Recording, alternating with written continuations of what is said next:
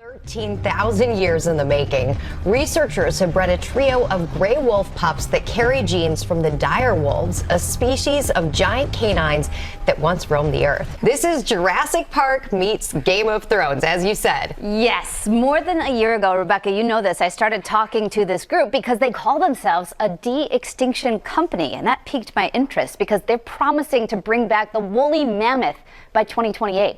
A few weeks ago, we signed NDAs and learned what they called their first big de-extinction success. As soon as we got on the call, they said, "Have you ever seen Game of Thrones? Because we brought back the direwolf." Nymeria? With their foreboding presence, all-knowing eyes, and undying loyalty, the direwolf was as much a part of Game of Thrones as the actors themselves.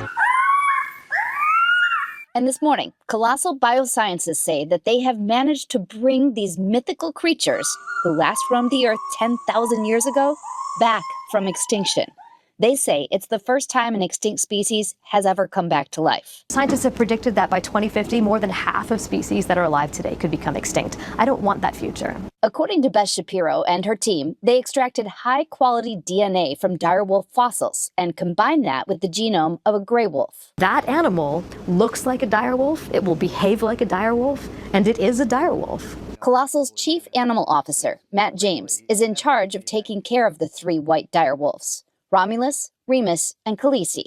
Colossal is keeping the now 6-month-old direwolves at an undisclosed location on a 2,000-acre enclosed nature preserve. The responsibility lies on me and my team in order to make sure that those animals live the best life possible, experience the most optimal welfare possible. Dr. Robert Klitzman is a bioethicist and geneticist at Columbia University. And while excited about the idea of the direwolf, and I mean, gee, that's impressive. There's a certain wow factor, like how cool is that, right? he has concerns. The bottom line is a lot of the genome we still do not understand. And so one wants to be careful if you're mucking around with genes that there may be things we don't understand. You may produce a wolf that's twice as ferocious. After all, Jurassic Park, which explored the concept of bringing dinosaurs back from extinction, might have started like this. But it wound up like this.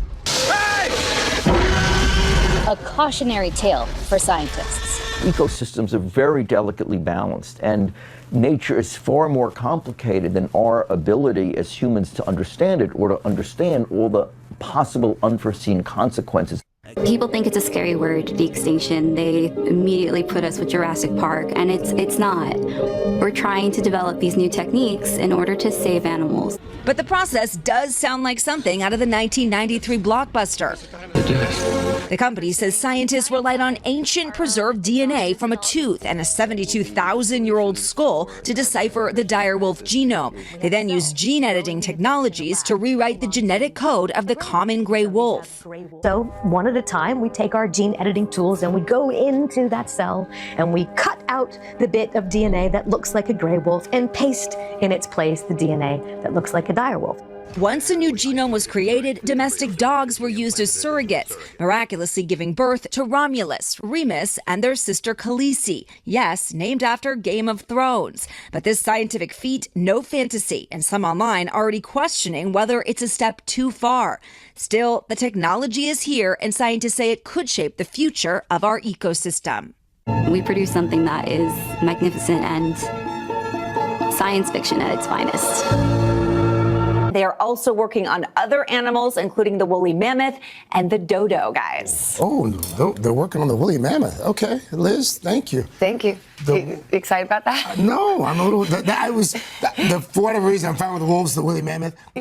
That is a woolly mouse, a new kind of mouse created using gene editing to give it woolly mammoth-like traits. The reason that they're doing this is they want to try to bring back the woolly mammoth, but they're not literally cloning or resurrecting it. Instead, they're trying to edit existing animals' genes to make them look more like a woolly mammoth. Specifically, they plan to do this with Asian elephants, their closest living relative. And along the way, they created the woolly mouse by analyzing preserved DNA from woolly mammoths to pinpoint genes that made them suited for colder weather, and then looking for similar genes in mice. Using gene editing tools like CRISPR, scientists edited 7 mice genes all at once. And the mice turned out with these thicker, wavier coats and a slower metabolism. They didn't insert any new genes into the mice. They just combined a bunch of genetic changes that they'd seen in individual mice into a single mouse.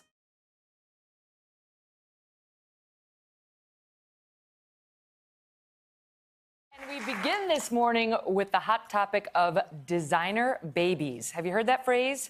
A top agency just declaring that it is ethically acceptable to design your baby. And that has a whole lot of folks raising eyebrows this morning. Have y'all heard that term, designer baby?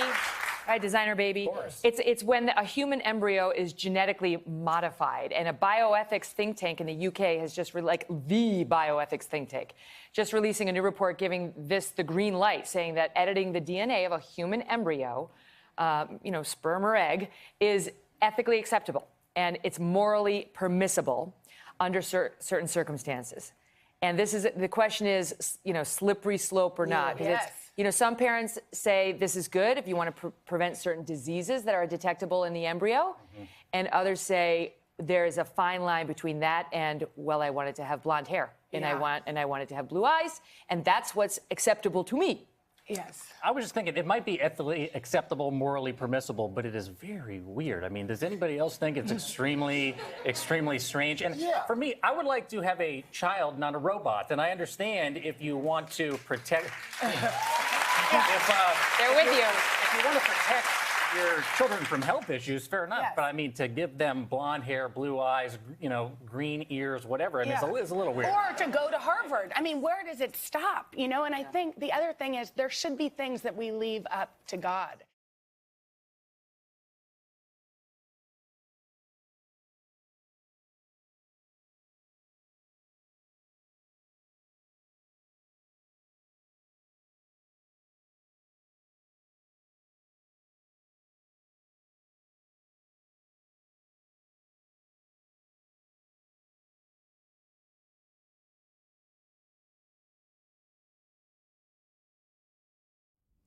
Nothing makes the necessity of that moral obligation more clear than the troubling possibility that these new animal cloning techniques could be used to create a child. That is why I acted in March to ban the use of federal funds for cloning human beings and to urge the private sector to observe the ban voluntarily while we initiated a national dialogue on the risks and the responsibilities of such a possibility. And why I asked this commission to issue this report. For 3 months, the Commission has rigorously explored the scientific, moral, and spiritual dimensions of human cloning. It has talked to leading scientists and religious leaders, to philosophers and families, to patient advocates, and to the general public. From many opinions and beliefs, as Dr. Shapiro said, one unanimous conclusion has emerged. Attempting to clone a human being is unacceptably dangerous to the child and morally unacceptable to our society. I believe strongly that this conclusion reflects a national consensus, and I believe personally that it is the right thing to do. Today, I am sending legislation to the Congress that prohibits anyone in either public or private sectors from using these techniques to create a child. Until the day I sign the legislation into law, the ban on federal funding I declared in March will remain in effect. And once again, I call upon the private sector to refrain voluntarily from using this technology to attempt to clone a human being. I want to make clear that there is nothing inherently immoral or wrong with these new techniques used for proper purposes. In fact, they hold the promise of revolutionary new medical treatments and life-saving cures to diseases like cystic fibrosis, diabetes, and cancer, to better crops and stronger livestock. This legislation, therefore, will not prohibit the use of these techniques to clone DNA in cells, and it will not ban the cloning of animals. What the legislation will do is to reaffirm our most cherished belief about the miracle of human life and the God-given individuality each person possesses. It will ensure that we do not fall prey to the temptation to replicate ourselves at the expense of those beliefs.